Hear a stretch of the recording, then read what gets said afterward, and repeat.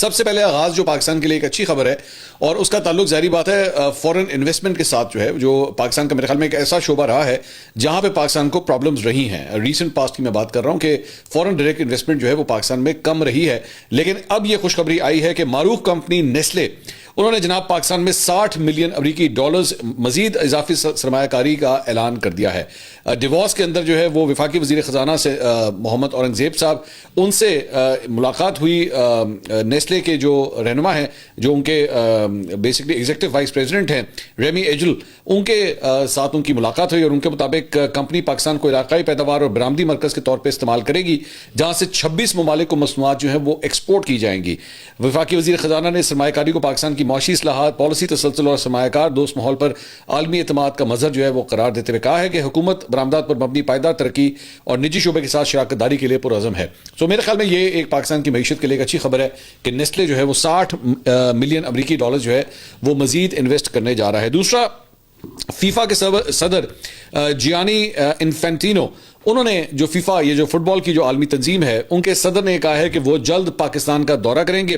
Davos میں world economic forum کے 56ویں سالانہ اجلاس کے موقع پر جو فیفا کے صدر ہیں انہوں نے گفتگو کی. انہوں نے کہا جی میں بہت جلد پاکستان آؤں گا.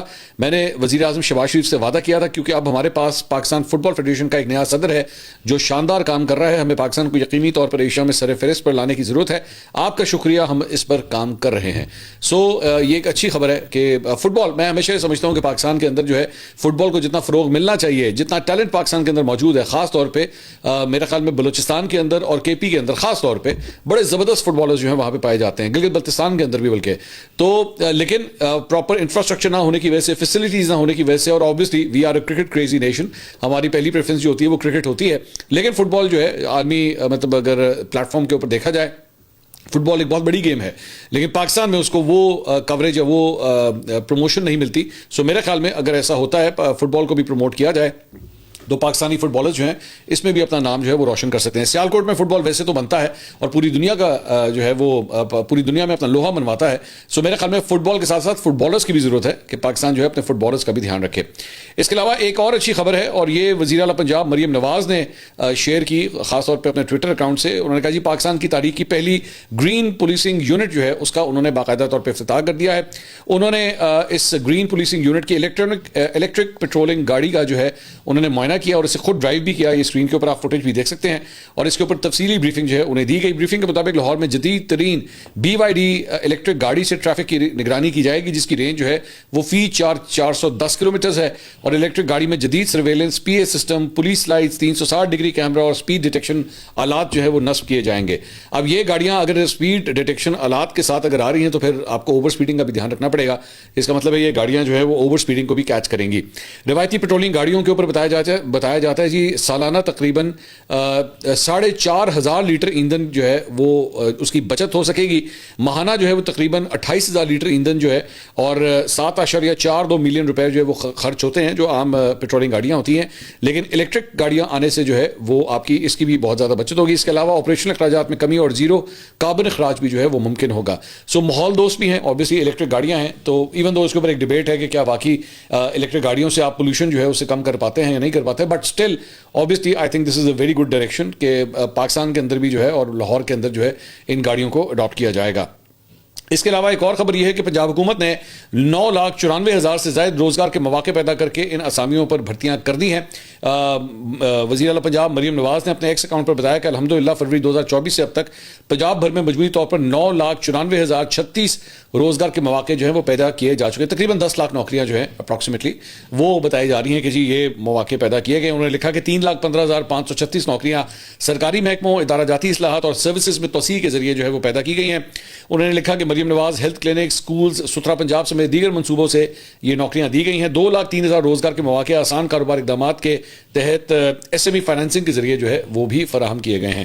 تو حوصلہ افزا یہ نمبرز ہیں. اس کے علاوہ پچھلے چند دنوں سے ایک ریومر جو ہے وہ پھیلی ہوئی تھی سوشل میڈیا کے اوپر، جو ہے بڑی گردش کر رہی تھی. چند یوٹیوبرز نے جو ہے وہ ایکچولی اس پہ بڑے بڑے لمبے ویلاگز بھی انہوں نے کیے، اور وہ خبر یہ تھی کہ یا مس انفارمیشن چلے میں یہ کہہ سکتا ہوں کہ جناب شاید حکومت جو ہے یہ پلان کر رہی ہے کہ جو ووٹرز کی عمر ہے اسے 18 سال سے 25 سال کر دیا جائے. اب اس کے اوپر جیسی یہ خبریں ایکچولی گردش کرنا شروع ہوئی تو ایک ڈبیٹ جو ہے وہ شروع ہوگی کہ حکومت اگر ایسا کرنے جا رہی ہے تو کیوں کرنے جا رہی ہے, اور اس کے اوپر ظاہری بات ہے سیاسی معاملات کے حوالے سے جو ہے وہ سوال اٹھنا شروع ہوئے کہ کیا اس کی یہ وجہ ہے کہ شاید یوتھ کے اندر جو ہے وہ عمران خان صاحب کی بڑی سپورٹ ہے, پی ٹی آئی کی بہت سپورٹ ہے, تو اسے کاٹنے کے لیے جو ہے شاید یہ ووٹر ایج جو ہے اس کو بڑھا دیا جائے.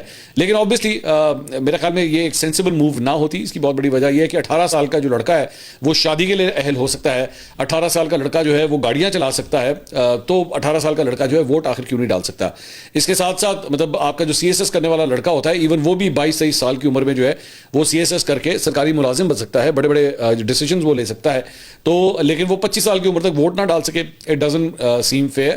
سو اب جو وفاقی وزیر ہیں احسن اقبال صاحب, انہوں نے اس بات کو جو ہے وہ ڈینائی کر دیا ہے اور انہوں نے کہا ہے کہ جی ایسی کوئی قانون سازی جو ہے وہ زیر غور نہیں ہے اور نہ ہی حکومت اس بارے میں کوئی بل تیار کر رہی ہے. انہوں نے کہا کہ پاکستان کی نوجوان نسل ملک کا سب سے بڑا اثاثہ ہے اور ان کے سیاسی حقوق سے کسی قسم کی محرومی کا تصور بھی نہیں کیا جا سکتا. انہوں نے کہا کہ سوشل میڈیا اور کچھ حلقوں میں ووٹنگ کی عمر بڑھانے کے حوالے سے بحث چل رہی تھی مگر حکومت نے اسے جو ہے کلیئرلی اسے مسترد کر دیا ہے کہ ایسا کچھ نہیں ہے.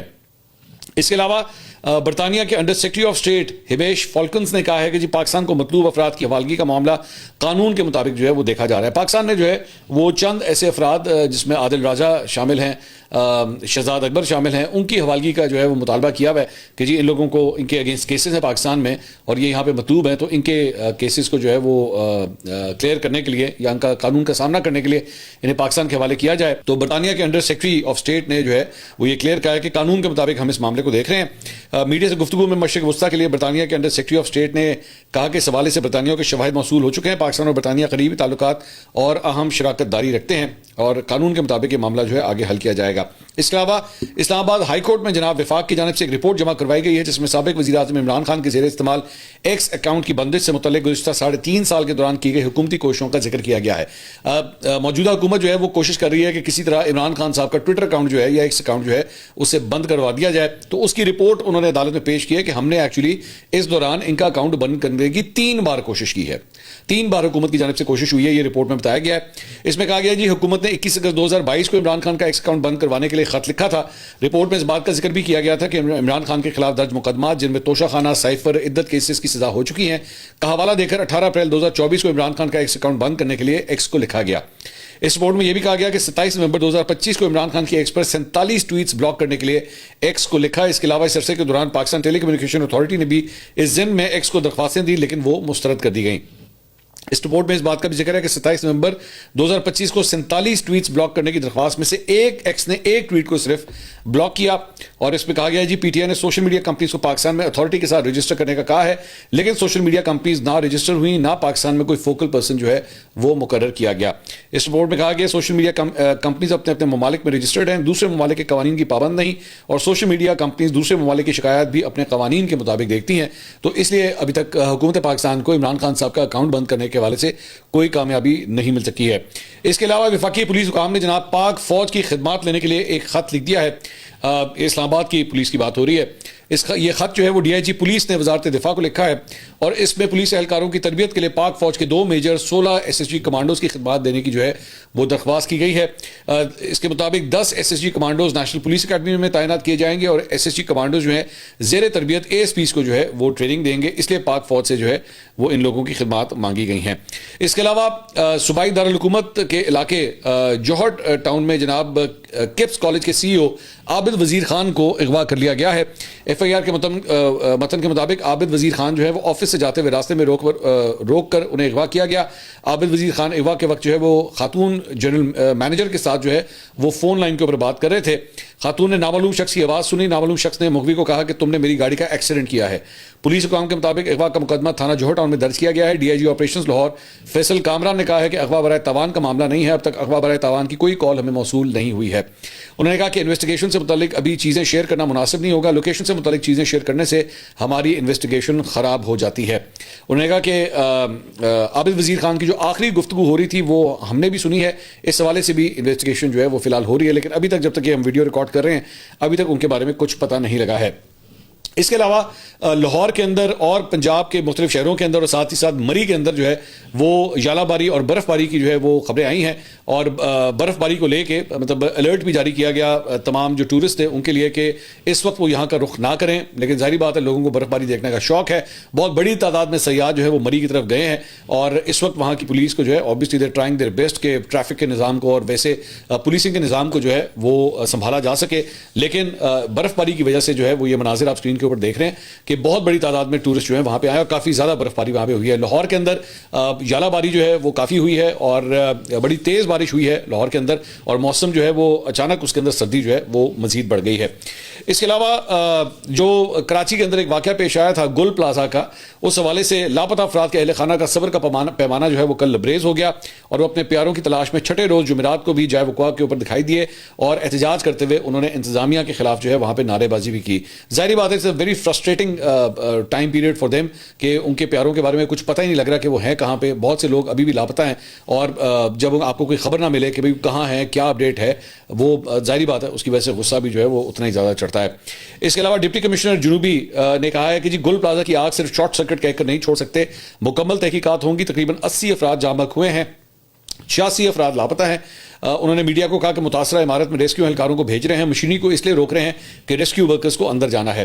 عمارت کی حالت بہت خراب ہے، کسی بھی وقت گر سکتی ہے. عمارت کا 40% حصہ گرا ہوا ہے، اس کو چھوڑ کر باقی کو سرچ کر لیا گیا ہے.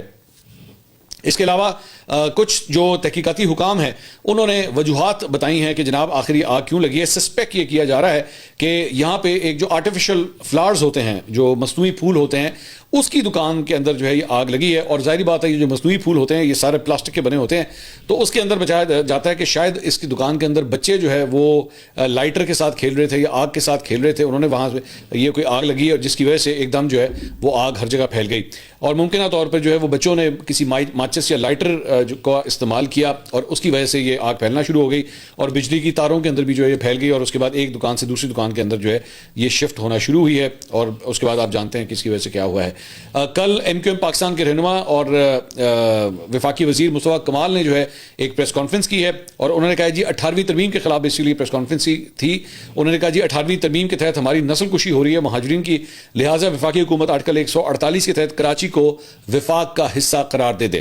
انہوں نے کہا یہ جو چاہیں کریں، ان سے کوئی پوچھنے والا نہیں. ریاست دو باتیں کہتا ہوں، اب بہت ہو چکا، یہ نہیں سدھریں گے. کراچی کو فیڈرل ٹریٹری کا حصہ بنایا جائے، کراچی کو وفاق کے انڈر دیا جائے. کراچی اب ایسی ایڈمنسٹریشن کے حوالے رہنے کا مزید متحمل نہیں ہو سکتا. کراچی کو 148 آرٹیکل 148 اور 149 کے تحت دارالخلافہ کا حصہ بنایا جائے. آپ کراچی کو فائنینشیل کیپٹل ڈکلیئر کریں اور وفاق کے تحت کریں. یہ پہلی بار نہیں ہے کہ سندھ سے الگ کرنے کے حوالے سے ایم کیو ایم نے اس قسم کی کوئی ڈیمانڈ کی ہے. اس سے پہلے بھی بہت دفعہ ڈیمانڈ جو ہے وہ سامنے آ چکی ہیں، لیکن کبھی اس کے اوپر جو ہے عمل نہیں ہو سکا. اور آبویسلی پاکستان پیپلز پارٹی جو ہے وہ ایک میجر سٹیک ہولڈر ہے اس موجودہ حکومت میں. میرا خیال میں مصطفیٰ کمال صاحب کی بات جو ہے کچھ زیادہ نہیں سنی جائے گی. اس کے علاوہ وزیر اعلیٰ پنجاب مریم نواز کی زیر صدارت عوام کے جان و مال کے تحفظ کے لیے اہم اجلاس منعقد ہوا، جس میں صوبے بھر کی تمام مارکیٹیں، عمارتیں، سکولز اور ہائی رائز بلڈنگز کا جو ہے وہ فائر سیفٹی آڈٹ کروانے کا فیصلہ کیا گیا. بڑا اچھا فیصلہ ہے، میرے خیال میں یہ پہلے ہونا چاہیے تھا. افسوسناک طور پہ پاکستان میں جب کوئی حادثہ ہوتا ہے تو اس کے بعد یہ اس قسم کے اقدامات جو ہیں وہ اٹھائے جاتے ہیں. چلے دیر آئے درست آئے، کم از کم جتنی جانیں بچائی جا سکتی ہیں سیکورٹی کے حوالے سے یا ان معاملات کے حوالے سے، اس کو تو کم از کم دیکھا جائے. تو تمام بلڈنگز کو جو ہے وہ چیک کیا جائے گا اور دیکھا جائے گا کہ کیا یہ بلڈنگ لاکس کو جو ہے وہ فالو کر رہے ہیں یا نہیں کر رہے. اس کے علاوہ وزیر اعظم شہباز شریف جو کہ ڈیووس گئے ہوئے تھے، جہاں پہ انہوں نے ورلڈ اکنامک فورم کے اجلاس سے میں انہوں نے شرکت کی، تو اب وہ وہاں سے لندن چلے گئے ہیں اور 3 دن وہاں پہ قیام کریں گے. لندن میں شہباز شریف اپنا میڈیکل چیک اپ کروائیں گے اور چند اہم ملاقاتیں بھی وہاں پہ کریں گے. اس کے علاوہ جو ڈونلڈ ٹرمپ کا جو پیس بورڈ تھا، اس کے حوالے سے میں پچھلے ویلاگ میں بڑی تفصیل سے بات کر چکا ہوں. اب کچھ مزید سٹیٹس جو ہیں وہ سامنے آئے ہیں، اور وہ یہ ہیں کہ اب تک 35 ممالک نے اس پیس بورڈ میں شمولیت کے لیے جو ہے وہ دستخط کر دیے ہیں. تاہم کچھ ممالک نے جو ہے اس کے اوپر ابھی تک صاف انکار کر دیا ہے. فرانس اور ناروے نے یہ اعتراض اٹھاتے ہوئے جو ہے وہ انکار کیا ہے کہ ابھی یہ واضح نہیں ہے کہ یہ بورڈ جو ہے اقوام متحدہ کے ساتھ جو ہے وہ کیسے کام کرے گا. یوکرین کے صدر ولادیمیر زیلنسکی نے کہا ہے کہ جی روس کے ساتھ کسی کونسل میں بیٹھنا ہمارے لیے مشکل ہے کیونکہ وہ ہمارے دشمن ہیں، تو اس لیے ہم ان کے ساتھ، اور بیلاروس کے بارے میں انہوں نے کہا کہ یہ روس کا اتحادی ہے، تو اسے بھی بورڈ میں جو ہے وہ شامل کیا گیا, تو ہم جو ہے وہ اس بورڈ میں شامل نہیں ہو سکتے. اٹلی کی وزیر اعظم نے آئینی مسائل کا حوالہ دیتے ہوئے شرکت سے معذرت کی ہے, جبکہ آئرلینڈ نے کہا ہے کہ وہ فی الحال دعوت پہ غور کر رہے ہیں. برطانیہ بھی بورڈ آف پیس سے خود کو دور کر رہا ہے, جس کی ایک وجہ روس کی شمولیت اور دوسری وہ بھی اسے اقوام متحدہ کے متبادل ادارہ بنانے کی ایک کوشش سمجھتا ہے. چین کو بھی دعوت دی گئی ہے, مگر اس نے واضح کیا ہے کہ وہ اقوام متحدہ کے مرکزی کردار کے ساتھ وابستہ رہے گا. اس کے علاوہ سفارتی ماہرین اور عالمی رہنماؤں نے اس بورڈ کے وسیع اختیارات, ٹرمپ کی غیر مبینہ سربراہی اور اقوام متحدہ کے کردار پر ممکنہ اثرات پر شدید تحفظات کا انہوں نے اظہار کیا ہے. انڈیا سے چند خبریں بھی شامل کرنا چاہیں گے, اور وہاں پہ جناب جمعرات کے روز جموں کشمیر کے ضلع ڈوڈا میں ایک فوجی گاڑی جو ہے وہ سڑک سے پھسل کر گہری کھائی میں جا گری, جس کے نتیجے میں 10 بھارتی فوجی اہلکار جو ہے وہ ہلاک اور 10 دیگر زخمی ہو گئے. حکام کے مطابق بلٹ پروف فوجی گاڑی ایک آپریشن کے لیے جا رہی تھی کہ سڑک سے بے قابو ہو کر وہ ایک کھائی میں جا گری. گاڑی میں مجموعی طور پر 21 فوجی اہلکار سوار تھے, اور گاڑی سڑک سے پھسل کر کھائی میں گری, جس کی وجہ سے 10 فوجی اہلکار جو ہے وہ موقع پر ہی ہلاک ہو گئے, جبکہ حادثے میں شدید زخمی ہونے والے 10 اہلکاروں کو علاج کے لیے اعلیٰ طبی مراکز جو ہے وہ منتقل کر دیا گیا ہے. اس کے علاوہ انڈیا کی جانب سے جناب ایک نوٹ ٹائم جاری کیا گیا ہے کہ وہ 5 اور 6 فروری کو 2 دن کے اندر جو ہے بے آف بنگال ریجن کے اندر کوئی میزائل ٹیسٹ کرنے جا رہے ہیں, اور اس کی وجہ سے انہوں نے نوٹ ٹائم جاری کیا ہے کہ تمام جو بحری جہاز یا فضائی جہاز اگر اس ایریا کے اندر ٹریول کر رہے ہیں تو ان کو پتا ہو کہ یہاں پہ میزائل ٹیسٹ ہونے والا ہے. اس کے علاوہ بلومبرگ نے ایک بڑی انٹرسٹنگ خبر جو ہے وہ ایئر انڈیا کے حوالے سے دی ہے, اور یہ خبر آپ کی اسکرین پہ ہے. اس میں وہ کہتے ہیں جی حادثات اور پاکستانی پابندیوں سے ایئر انڈیا کو اربوں ڈالروں کا جو ہے وہ نقصان ہوا ہے. یہ میں نہیں کہہ رہا, یہ خود بلومبرگ کہہ رہا ہے, اور انہوں نے اپنی رپورٹ میں کہا ہے کہ ایئر انڈیا کو ایک ہلاکت خیز ڈریم لائنر حادثے اور مسلسل آپریشنل مسائل کے باعث سالانہ 150 ارب روپے یعنی 1.6 ارب ڈالر کے ریکارڈ نقصان کا جو ہے وہ اب تک سامنا ہو چکا ہے. رپورٹ میں کہا گیا کہ ایئر انڈیا کو 31 مارچ 2026 تک مالی طور پر خسارہ ختم ہونے کی امید تھی, تاہم گزشتہ چند ماہ کے واقعات نے یہ امید اب ختم کر دی ہے. ایئر انڈیا کو سب سے بڑا دھچکا جو ہے وہ پچھلے سال 12 جون کو لگا تھا, جب ایئر انڈیا کا بوئنگ 787 ڈریم لائنر حادثے کا شکار ہوا تھا, جس میں 229 مسافر جاں بحق اور 12 عملے کے افراد جو ہے وہ جان سے گئے تھے, جبکہ زمین پر موجود تقریباً 19 افراد جو ہے وہ ہلاک ہوئے تھے. اور حادثے کے بعد ایئر انڈیا کو عارضی طور پر اپنی پروازیں کم کرنا پڑی, اور Directorate General of Civil Aviation نے ایئر لائن کو اپنی پوری ڈریم لائنر فلیٹ کا معائنہ کرانے کی جو ہے وہ ہدایت کی تھی. اوپر سے پاکستان کے خلاف جب اس نے جنگ لڑی تو اس کے بعد سے جو ہے وہ پاکستانی فضائی حدود بھی جو ہے وہ بند کر دی گئی انڈین جہازوں کے لیے. وہ اب یہاں سے نہیں گزر سکتے, ان کو آل دا وے یا تو نیچے سے فلائی کرنا پڑتا ہے یا پاکستان کے اوپر سے فلائی کرنا پڑتا ہے, جس کی وجہ سے ایندھن کا ان کا جو خرچہ ہے وہ بڑھ گیا ہے, اور اس کی وجہ سے پرائسز بڑھ گئی ہیں. پرائسز بڑھنے کی وجہ سے کمپیٹیٹولی جو دیگر انٹرنیشنل ایئر لائنز ہیں وہ ٹریول کر سکتی ہیں, وہ آل دا وے پاکستان کے اوپر سے جا سکتی ہیں, ان کو کاسٹ کم پڑتی ہے, ایئر انڈیا کو کاسٹ زیادہ پڑتی ہے, جس کی وجہ سے ان کو اتنا نقصان ہو رہا ہے. کہانی صرف یہاں پہ ختم نہیں ہوتی, ان کی ایک اور ایئر لائن ہے انڈیگو, اسے بھی سنگین آپریشن مسائل کا سامنا ہے, اور اس کو بھی انڈین میڈیا نے خود رپورٹ کیا ہے. اور بھارت کی فضائی ریگولیٹری اتھارٹی DGCA نے ایئر لائن پر 24,50,000 ڈالر کا جرمانہ عائد کیا ہے, اور اس کی وجہ جو ہے وہ یہ بتائی جاتی ہے کہ ان کا فلائٹ آپریشن کافی حد تک متاثر ہوا ہے, فلائٹس جو ہیں وہ ڈیلے پہ ڈیلے ہوتی رہی ہیں, جس کی وجہ سے انہیں یہ جرمانہ کیا گیا ہے. اس کے علاوہ ایک اور خوشخبری جو میں نے آپ کو شروع میں بتائی تھی کہ پاکستان نے جو ہے وہ بھارت کو شکست دی ہے, تو سعودی عرب میں فیسٹیول ڈبل وکٹ میچ جو ہے وہ کھیلا گیا پاکستان اور بھارت کے درمیان. پاکستان کی جانب سے شعیب ملک اور عمران نذیر نے جو ہے وہ پاکستان کی نمائندگی کی, ڈبل وکٹ میچ تھا. اور بھارت کی جانب سے جو ہے وہ عرفان پٹھان اور اسٹوارٹ بنی, انہوں نے بھارت کی وہاں پہ نمائندگی کی. پاکستان نے پہلے کھیلتے ہوئے مقررہ 4 اوورز میں 56 رنز بنائے, جبکہ بھارت کی ٹیم جو ہے 51 رنز ہی بنا سکی, اور اس طرح پاکستان نے جناب بھارت کو جو ہے وہ 5 وکٹ سے یہاں پہ شکست دی تھی. انٹرسٹنگ بات یہ ہے کہ جب یہ میچ ختم ہوا تو اس کے بعد دونوں ٹیموں کے کھلاڑیوں نے جو ہے آپس میں مصافحہ بھی کیا, ورنہ عام طور پہ تو آپ جانتے ہیں کہ کرکٹ کے اندر جو ہے یہ آپس میں ایک دوسرے سے ہاتھ نہیں ملا رہے انڈیا کی, بلکہ یہ کہنا چاہیے انڈیا جو ہے وہ اس کی جانب سے یہ گھٹیا حرکت جو ہے وہ شروع کی گئی تھی. لیکن یہاں پہ جب میچ ہوا ہے تو عرفان پٹھان نے بھی ہاتھ ملایا, اور بنی جو ہے اسٹوارٹ بنی اس نے بھی جو ہے وہاں پہ ہاتھ ملایا. انٹرسٹنگ بات یہ ہے, میں چیک کر رہا تھا کہ اس سے پہلے جب یہ واقعہ پیش آیا تھا, جب انڈیا اور پاکستان کی ٹیموں نے آپس میں ہاتھ نہیں ملایا تھا, تو اس وقت عرفان پٹھان نے اس کی مخالفت نہیں کی تھی, اور انہوں نے کہا جی جو کچھ ہو رہا ہے بالکل ٹھیک ہے, پہلگام کا واقعہ ہوا, آپس میں جنگیں ہوئی ہیں, تو اس کے بعد جو ہے وہ اگر نہیں ہاتھ ملاتے تو بالکل ٹھیک کرتے ہیں. لیکن جب اپنی باری آئی ہے تو تب جو ہے وہ اپنی ہی کئی بھی بات سے جو ہے وہ پھر گیا, اور وہاں پہ جا کے جو ہے وہ پاکستانی کھلاڑیوں سے ہاتھ بھی ملایا. میں تو کہتا ہوں اچھی بات ہے, میں اس کی مخالفت نہیں کر رہا, میں تو کہہ رہا ہوں اچھی بات ہے. کھیل کے میدان کو جو ہے وہ بالکل سیپریٹ رکھنا چاہیے باقی ریجنل پالیٹکس سے. اگلی ویڈیو میں آپ سے دوبارہ ملاقات ہوگی. اللہ حافظ.